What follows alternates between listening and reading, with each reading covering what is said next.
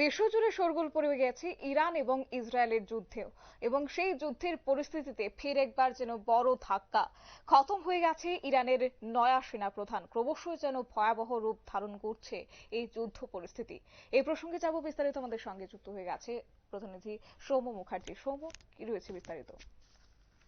দেখো, এটা জানা যাচ্ছে যে ইরান আর ইসরায়েলের যুদ্ধে ফের বড় ধাক্কা খেয়েছে তেহরান। ইসরায়েলের হামলায় ইরানের নয়া সেনাপ্রধান আলী সাদমানির মৃত্যু হয়েছে বলেই দাবি করেছে ইসরায়েলের সেনাবাহিনী। যদিও এই দাবি নিয়ে ইরানের তরফ থেকে কিছু মুখ খোলা হয়নি, কিন্তু সামরিক বিশেষজ্ঞরা মনে করছেন যে এই যে যুদ্ধ পরিস্থিতি তৈরি হয়েছে, তাতে প্রথমে ইরানের চিফ অফ ডিফেন্স স্টাফ যিনি ছিলেন বাঘেরি, তার মৃত্যু হয়। তারপরে আবার ফের গতকাল রাত্রে ইসরায়েলের একাধিক ড্রোন এবং মিসাইল হামলার ফলে ইরানের নয়া সেনাপ্রধান সাদমানির মৃত্যু হয়েছে, যেটা ইরানের একটা বড় ধাক্কা বলেই মনে করছে। আজকে সকালবেলায় ইসরায়েলের তরফ থেকে বিবৃতি জানানো হয়েছে যে ইসরায়েলের সাম্প্রতিক হামলায় ইরানের নয়া সেনাপ্রধান আলী সাদমানির মৃত্যু হয়েছে।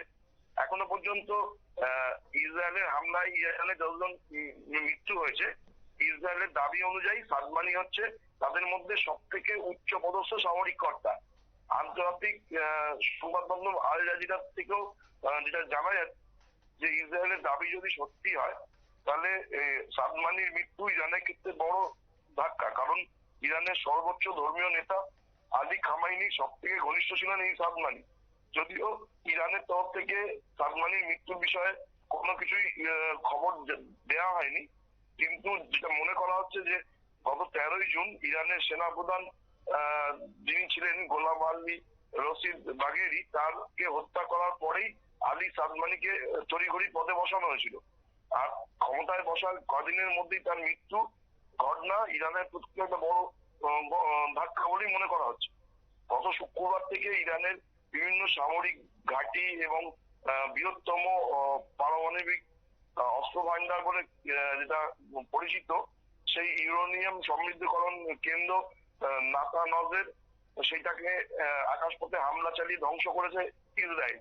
তাতে ইরানের একাধিক শীর্ষ সেনাকর্তা এবং 6 জনের বেশি পরমাণু বিজ্ঞানী মারা গেছে বলে জানা গেছে। তারপরে যেভাবে যুদ্ধ পরিস্থিতি ভয়াবহ হয়ে উঠছে, তাতে সারা বিশ্বে একটা আতঙ্কের পরিবেশ তৈরি হয়েছিল। তার মাঝেই আবার ট্রাম্প ইরানকে হুঁশিয়ারি দিয়েছেন। তিনি তেহরান খালি করার বার্তা দিয়েছেন। তিনি বলেছেন যে বড় পদক্ষেপ নেওয়া হচ্ছে। এবার সেই বড় পদক্ষেপ কি এখনো পর্যন্ত স্পষ্ট না হলেও সেটা যে ইরানের পক্ষে ক্ষতিকারক হবে এটা মনে করছে সবাই।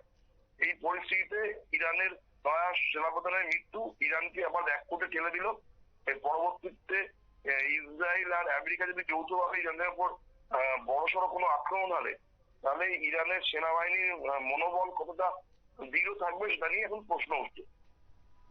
পরিস্থিতির দিকে নজর রাখছে সবাই। আন্তর্জাতিক পরমাণু সংস্থাও বিষয়টির দিকে পুরোপুরি খেয়াল রাখছে। কারণ প্রথমে জানা গেছিল যে পারমাণবিক কেন্দ্রে বিস্ফোরণের জন্য তেজস্ক্রিয় বিকিরণ হচ্ছে। তার পরপরই ইসরায়েল যেভাবে হামলা চালাচ্ছে, তাতে ইরানের যে সমস্ত জায়গায় পারমাণবিক অস্ত্র ভান্ডার রয়েছে বা সমৃদ্ধকরণ কেন্দ্র রয়েছে, সেখানে তেজস্ক্রিয় বিকিরণের পরিস্থিতি কি এখন ঠিক বোঝা যাচ্ছে না।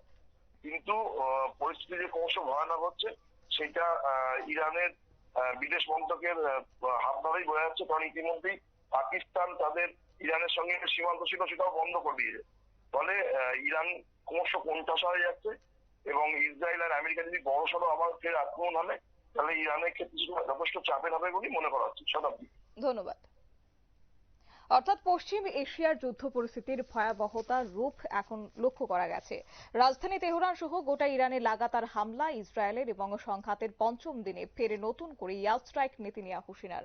অবশ্য পঞ্চম দিনে ইসরায়েলের হামলায় নিহত হয়েছে ইরানের নয়া সেনাপ্রধান সর্বাধিনায়ক আলী সাদমানি। তেহরানে হওয়া এই হামলাতে খতম নয়া সেনা সর্বাধিনায়ক বলে জানিয়েছে ইসরায়েলের প্রতিরক্ষা মন্ত্রক। নিয়ে নিচ্ছে ছোট্ট একটি বিজ্ঞাপন বিরতির সঙ্গে থাকুন।